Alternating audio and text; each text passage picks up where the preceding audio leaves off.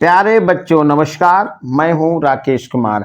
आज के सेशन में कक्षा 12 भौतिक विज्ञान के लेसन नंबर 4 संधारित्र से 20 महत्वपूर्ण ऑब्जेक्टिव क्वेश्चन हम लेकर के आए हैं।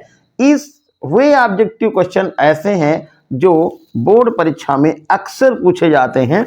तो चलिए शुरुआत करते हैं पहले प्रश्न से। निम्नलिखित में से धारिता का मात्रक क्या है? तो धारिता Q बराबर होता है CV और C बराबर हो गया Q/V। Q का मात्रक हो गया कूलाम, V का मात्रक हो गया वोल्ट, कूलाम प्रति वोल्ट।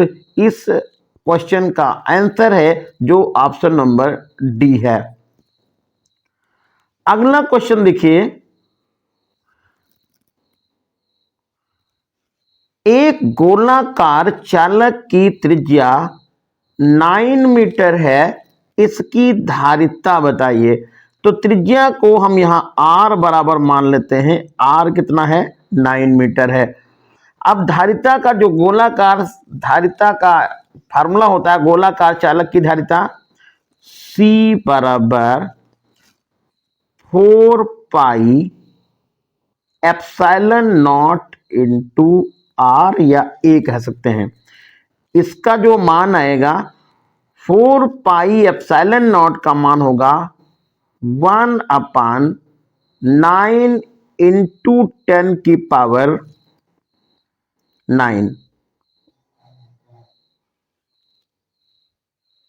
1/9 इंटू 10 की पावर 9। ये 9 हो गया। और त्रिज्या कितनी है? ये है 9 मीटर। तो 9 से यहां पर 9 कट गया और ये 10 की पावर चला जाएगा ऊपर, तो हो जाएगा 10 की पावर -9 फैराड और ये आएगा C का मान। और यहां पर जो ऑप्शन सही हो जाएगा ये D सही होगा, 10 की power -9 farad. Option number D सही है। अगला क्वेश्चन देखिए, दो आवेशित वस्तुओं को जोड़ने पर उनके बीच वैद्युत धारा प्रवाहित नहीं होती है यदि। आवेशित दो वस्तुएं हैं, जैसे मान लीजिए एक वस्तु ये हो गई और एक वस्तु हमने ये ले ली। इनको तार से हम जोड़ देते हैं तो वैद्युत धारा का प्रवाह तब नहीं होगा जब इनके विभव समान होंगे। यानी कि यहां पर ऑप्शन सही हो जाएगा C, विभव समान यदि है तो विद्युत धारा का प्रवाह इनमें नहीं होगा। क्वेश्चन अगला देखते हैं, दो आवेशित गोले जिन पर आवेश की विभिन्न मात्राएं हैं, मतलब आवेश की मात्रा यदि हम कहें एक पर Q1 है और तो दूसरे पर कितनी हो जाएगी? Q2 हो जाएगी। तार द्वारा इनको संबंधित कर दिया गया, मतलब जोड़ दिया गया है। तो क्या होगा? गोलों की कुल ऊर्जा संरक्षित रहेगी? तो कुल ऊर्जा संरक्षित नहीं रहेगी, कुल आवेश संरक्षित रहेगा। ये ऑप्शन बी सही है, क्योंकि यदि इनको हम तार से जोड़ेंगे तो जोड़ने पर क्या होगा? आवेश चाहे इस गोले से इस पर जाए और चाहे इससे इस पर जाए, लेकिन आवेश की मात्रा पर कोई प्रभाव नहीं पड़ेगा। तो यहां पर ऑप्शन नंबर बी सही होगा। अगला क्वेश्चन है, एक ही विभव तक आवेशित समान आकार की 64 बूंदें परस्पर मिलाकर एक बड़ी बूंद बना दी जाती है। यदि प्रत्येक छोटी बूंद पर आवेश Q है तो बड़ी बूंद पर आवेश बताइए। देखिए, जैसे मान लीजिए ये छोटी छोटी बूंदें एक समान हैं और हैं कितनी? ये 64 बूंदें हैं। अब ये 64 बूंदों को समान विभव तक चार्ज किया गया और समान विभव तक चार्ज करने के बाद इनको मिलाकर एक बड़ी बूंद बनाई गई है और छोटी बूंद पर इन्होंने कहा कि यदि आवेश Q है तो अभी कहा था यदि आवेश पर कोई प्रभाव नहीं पड़ेगा, ये लॉस नहीं होगा। इसका मतलब 64 Q छोटी बूंदें जब मिलाई हैं तो इस पर 64 Q के बराबर आवेश हो जाएगा। मतलब जितना आवेश छोटी बूंदों का होगा उसके 64 गुना आवेश हो जाएगा इस बड़ी बूंद पर और ऑप्शन यहां पर सही हो जाएगा डी 64 Q। क्वेश्चन अगला देखिए, दिए गए परिपथ में संधारित्र की प्लेटों पर आवेश कितना है होगा वो निकालना है। तो देखिए यहां पर ध्यान दीजिएगा, ये इतना परिपथ पहले आप देखिएगा, ये परिपथ, तो जो विभवांतर होगा इस 2 माइक्रो संधारित्र पर वही विभवांतर होगा यहां पर और वही विभवांतर होगा इस 2 माइक्रोफैराड के संधारित्र पर। क्यों ऐसा होगा? देखिए ध्यान दीजिए कि ये संधारित्र बैटरी से जुड़ा हुआ है और बैटरी से जुड़ा होने का मतलब ये हो गया कि जब इसको हम चार्ज करेंगे तो इसके बीच में जो भी विभवांतर होगा इस 2 ओम संधारित्र के बीच में वही विभवांतर इसके बीच में होगा। तो हमको निकालना पड़ेगा विभवांतर इस 2 ओम के संधारित्र पर। तो इसमें देखिए पहले आप ये देखिए इतने का हम प्रतिरोध पहले पता कर लें। तो यदि इसमें हम धारा पता करना चाहें तो फार्मूला होता है I बराबर E बटे capital R plus small r। तो I यहां पर आप देख लीजिएगा, E का मान 2.5 यानी सेल का जो है वोल्टेज है वो 2.5 दिया हुआ है। कैपिटल R का मान 2 दिया हुआ है, कैपिटल R का मान यहां 2 है तो आप यहां पर 2 लिखेंगे और स्मॉल r का मान है 0.5। इन दोनों को जोड़ेंगे तो हो जाएगा 2.5 अपान 2.5। दोनों को कैंसिल करेंगे तो I का मान निकल जाएगा 1 एम्पियर। अब हमको निकालना है यहां पर विभवांतर। तो देखिए यहां पर क्या निकल गया, ये निकल गया इसके बीच में धारा मालूम हो गई। तो हमको 2 प्रतिरोध के बीच में विभवांतर निकालना है। फार्मूला लगा देंगे V बराबर I इंटू R। V की जगह पे V लिखो। I का मान हमने निकाला है 1 और R का मान है 2। तो ये विभवांतर कितना हो जाएगा? V बराबर होगा 2 वोल्ट।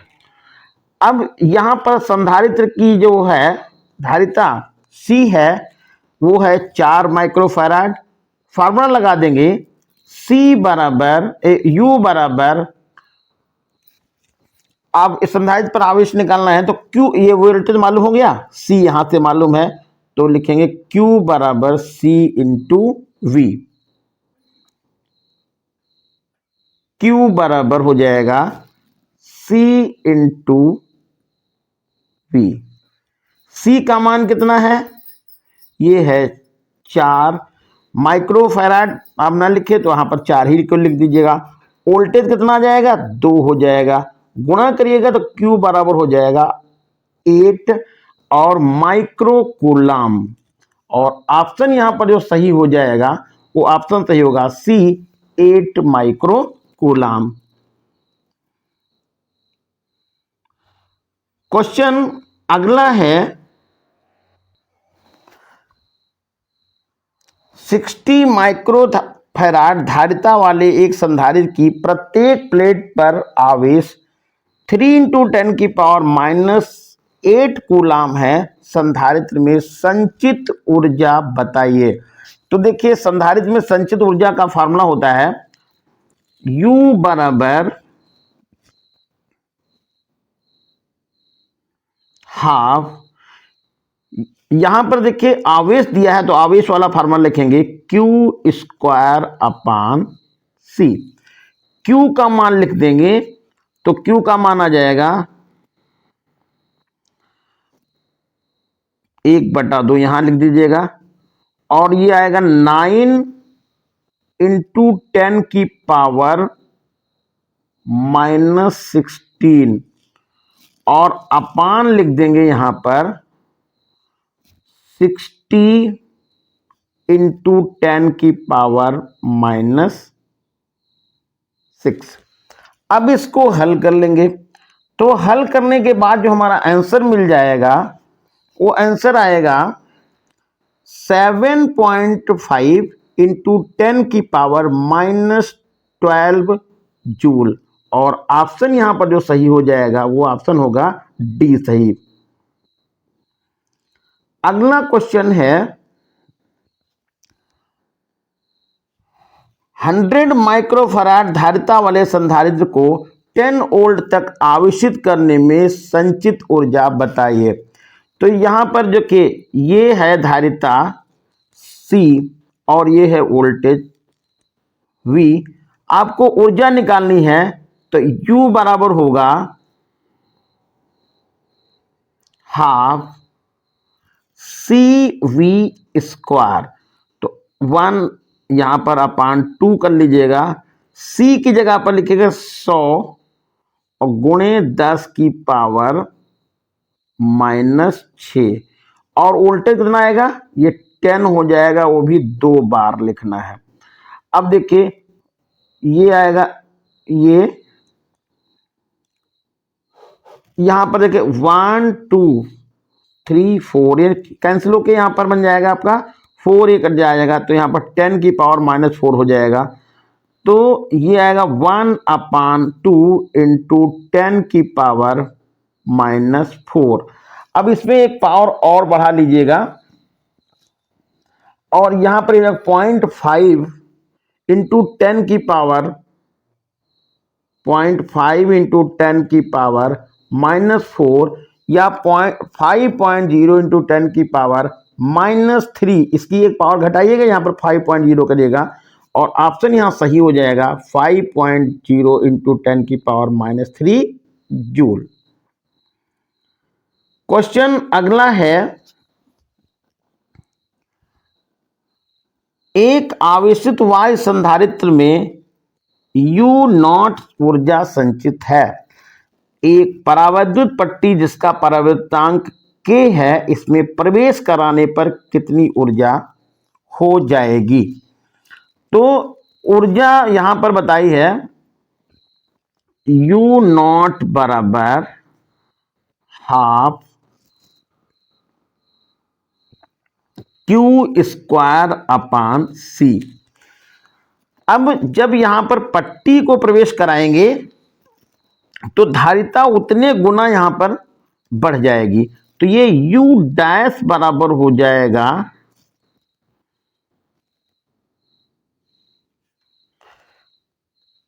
U' बराबर हाफ Q² अपान 2C। अब इतने को यदि आप ध्यान दें तो ये वाला जो मान है ये U0 दिया हुआ है, तो U' बराबर हो जाएगा U0 अपान, और यहां पर K लिखा गया है ना, ये K मान का परावर्तनांक रखा गया, तो K हो जाएगा, तो ये मान आपको पता चल जाएगा U' बराबर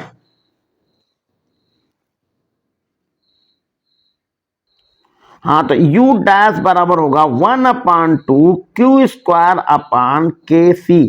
अब ये जो हमने घेरे में कर रखा है ये हो जाएगा U0, तो ये आपका मान निकल जाएगा U' बराबर U0 अपान K, ऊर्जा हो जाएगी U0 अपान K, और ऑप्शन यहां पर जो सही हो जाएगा वो डी ऑप्शन सही होगा U0 अपान K। अगला क्वेश्चन दिया हुआ है, एक अनावेशित पृथक्कृत चालक ए और एक आवेशित पृथक्कृत चालक बी के समीप लाया गया है। देखिए ध्यान दीजिएगा, एक चालक ये है जो अनावेशित है, मतलब इस पर कोई आवेश नहीं है। दूसरा जो चालक ये बी है, इस पर आवेश है, मान लीजिए इस पर प्लस आवेश है। इसके समीप ये दोनों लाए गए हैं। तो जब समीप लाए जाएंगे तो आपसे पूछा क्या जाएगा, ये पूछा गया है कि बी का आवेश व विभव दोनों स्थिर रहेंगे। ये है ए और ये है बी। तो जब बी को इसके पास में लाएंगे तो आपने पढ़ा है कि प्रेरण के द्वारा इस पर माइनस आवेश आ जाएगा और ये माइनस आवेश इसके विभव को घटाएगा, यानी कि इसका जो विभव होगा पहले से घट जाएगा। तो कहा बी का आवेश तथा विभव दोनों स्थिर रहेंगे, जो कि गलत है। दोनों बदल जाएंगे, देखिए दोनों नहीं बदलेंगे। क्यों? क्योंकि इसका आवेश स्थिर रहेगा, यानी कि बी गोले पर आवेश जो रहेगा वो कांस्टेंट रहेगा, लेकिन विभव घट जाएगा। वजह क्यों? क्योंकि ये जब आवेशित गोला बी अनावेशित गोले के संपर्क में लाएंगे, यानी स्पर्श नहीं कराएंगे बल्कि यहां पर इसको हम केवल पास में रखेंगे, तो क्या होगा कि ये जो है इसका जो प्लस आवेश प्रेरण के द्वारा इस पर माइनस आवेश से आएगा, जो इस बी विभव को या बी गोले के विभव को घटाएगा। तो यहां पर जो ऑप्शन सही हो जाएगा वो सी होगा, आवेश स्थिर रहेगा परंतु विभव घट जाएगा। क्वेश्चन अगला है, एक संधारित्र की धारिता निर्भर नहीं करती है, ये बात ध्यान रखना है। प्लेटों की आकृति पर निर्भर करती है, प्लेटों के साइज पर भी निर्भर करती है, प्लेटों के बीच की दूरी पर भी निर्भर करती है, लेकिन प्लेटों के आवेश पर निर्भर नहीं करती है। इसलिए यहां पर यह ऑप्शन सही हो जाएगा सी। अगला क्वेश्चन दिया हुआ है, एक संधारित्र जिसकी धारिता 100 माइक्रोफैराड है 200 वोल्ट तक आवेशित किया गया है और फिर उसे 2 ओम प्रतिरोध से विसर्जित किया गया, मतलब डिस्चार्ज कर दिया गया है, उत्पन्न होने वाली ऊष्मा बताइए। तो सबसे पहले देखिए इसमें ऊर्जा है कितनी, तो यहां पर C का मान दिया हुआ है और V का मान दिया है। आप ऊर्जा का फार्मूला लिखेंगे U बराबर हाफ CV², तो 1/2 लिख लीजिएगा।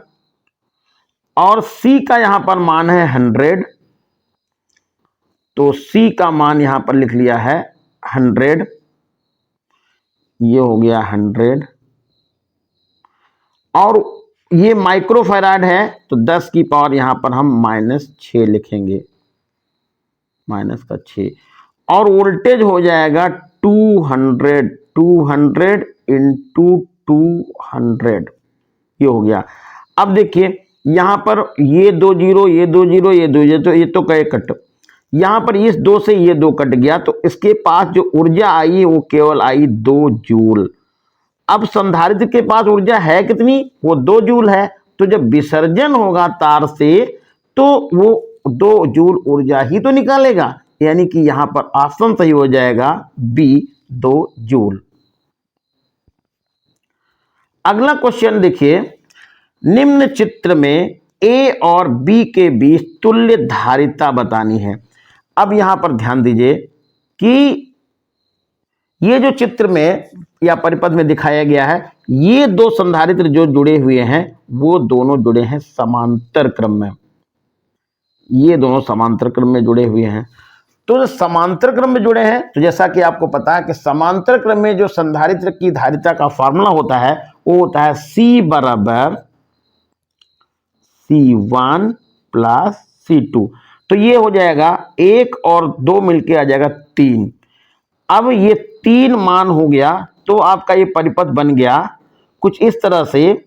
एक संधारित्र जो आपकी इन दोनों का मान जो था वो 3 हो जाएगा, और एक तो पहले से 3 माइक्रोफैराड का संधारित्र जुड़ा हुआ है, तो अब इसका भी मान 3 माइक्रोफैराड हो गया, और ये पहले से तो 3 माइक्रोफैराड जुड़ा ही था।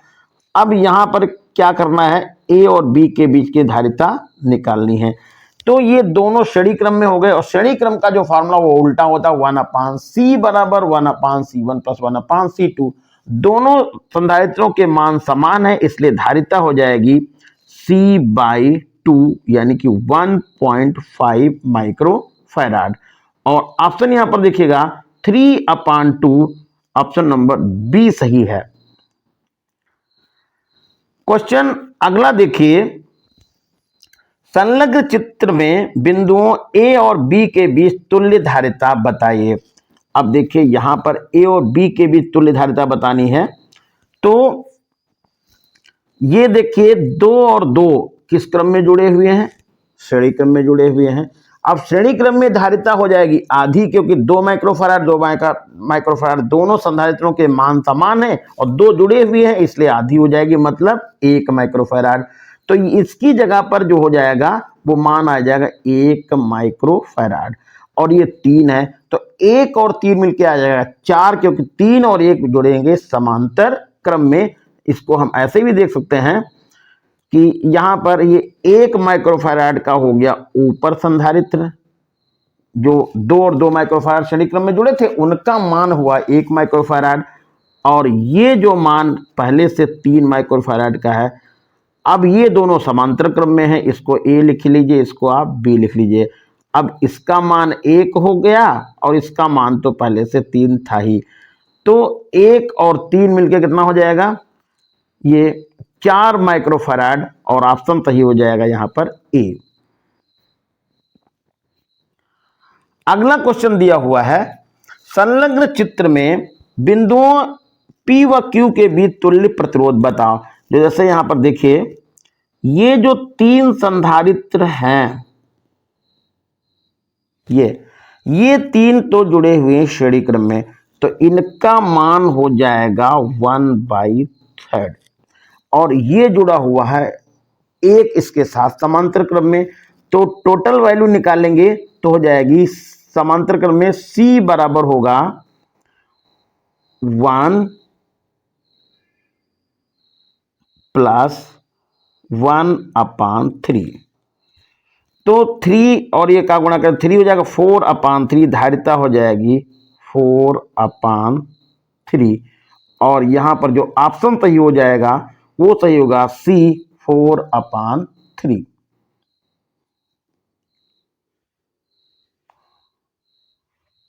अगला क्वेश्चन है, चित्र में प्रदर्शित संधारित्रों की तुल्य धारिता ए और बी के बीच में बताइए। देखिए ये सवाल थोड़ा सा इंपॉर्टेंट है, आपको ध्यान रखना है। यहां पर देखिए ये 2 संधारित्र जो जुड़े हुए हैं वो श्रेणी क्रम में जुड़े हुए हैं, तो इनकी वैल्यू हो जाएगी 1 और 1 का आधा करेंगे तो 0.5 ये हो जाएगा। अब यदि आप हमारी नजर से देखिए तो ये 1 माइक्रोफैराड, ये 1 माइक्रोफैराड और ये 0.5 माइक्रोफैराड तीनों समांतर क्रम में जुड़े हैं। कैसे, देखिए इनके ये सिरे आपस में जुड़े हुए हैं और ये सिरे इधर आपस में, पहली प्लेट को बोले एक तरह साथ में जुड़ी है और दूसरी बाहरी वाली प्लेटें जुड़ी हैं वो एक साथ जुड़ी हैं, तो 1 और 1 मिलके 2 हो जाएगा, 0.5 इसकी जगह पे हो जाएगा, तो 2.5 आंसर सही होगा, ऑप्शन नंबर बी। क्वेश्चन अगला है, एक आवेशित संधारित्र बैटरी से जुड़ा है, यदि प्लेटों के बीच कोई परावैद्युत पट्टी रखी जाए तो निम्नलिखित में से कौन सी मात्रा अपरिवर्तित रहती है। जैसे मान लीजिए कोई संधारित्र है और बैटरी से जुड़ा हुआ है, उसे डिस्कनेक्ट नहीं किया गया, तो परावैद्युत जो पट्टी रखेंगे तो क्या होगा, उसकी धारिता बढ़ेगी, तो धारिता बढ़ेगी तो धारिता नहीं चेंज हो जाएगी, तो यह हो गया। धारिता बढ़ेगी तो आवेश बढ़ेगा, ये भी चेंज हो जाएगा, और जब आवेश और धारिता बढ़ेगी तो ऊर्जा भी बदल जाएगी, यानी कि मतलब ये 3 चीजें तो बदलेंगी, लेकिन विभवांतर पर कोई प्रभाव नहीं पड़ेगा, क्योंकि वो बैटरी से लगातार क्या है, कनेक्ट है, यानी कि ये जो है संधारित्र बैटरी से लगातार जुड़ा हुआ है, तो केवल उसका विभवांतर नहीं बदलेगा, और ऑप्शन यहां पर सही होगा ये बी। अगला क्वेश्चन है, एक पिकोफैराड धारिता का एक संधारित्र वायु संधारित्र है। जब इसकी प्लेटों के बीच की दूरी को दूना किया जाता है और पूरे स्थान में मोम भर दिया जाता है तो धारिता उसकी हो जाती है 2 पिकोफैराड। मोम का परावर्तनांक बताइए। तो देखिए यहाँ पर समांतर प्लेट संधारित्र की धारिता का फॉर्मूला होता है C बराबर A epsilon not upon D. हम के नहीं लिख रहे हैं क्योंकि वायु संधारित्र है, वायु के लिए के की वैल्यू 1 होती है, तो ये निकल गया। अब क्या किए हैं, प्लेटों के बीच की दूरी दुगनी करेंगे तो यहाँ पर डी के स्थान पे कितना कर दिया और इसका जो मान है वो सी का है 1। ये वाला मान लिखेंगे हम, सी की जगह पर 1 लिख देंगे, ये बात ध्यान रखना है। अब क्या किया गया, प्लेटों के बीच में कोई परावैद्युत पदार्थ रखा तो धारिता हो गई चेंज, ये सी डैश हो गया। अब परावैद्युत पदार्थ रखा है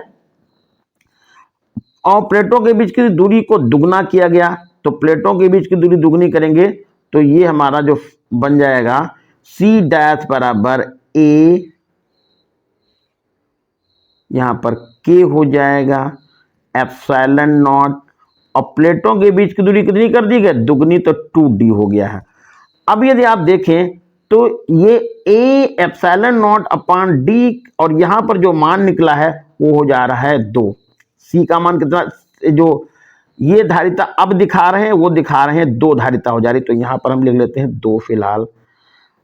और इसकी जगह पर A epsilon not upon D, जरा ध्यान दीजिएगा, ये वाला जो मान है A epsilon not upon D का मान तो 1 दिया हुआ था, तो यहाँ पर 1 लिख देंगे, के की जगह पर यहाँ के लिख लेंगे, अपान 2 करेंगे, तो क्रॉस गुणा यहाँ पर कर देंगे तो के का मान निकल जाएगा 4, यानी परावैद्युत पट्टी का परावैद्युतांक कितना हो जाएगा 4, और यहाँ ऑप्शन जो सही होगा वो ऑप्शन सही हो जाएगा, ये सेकंड 4।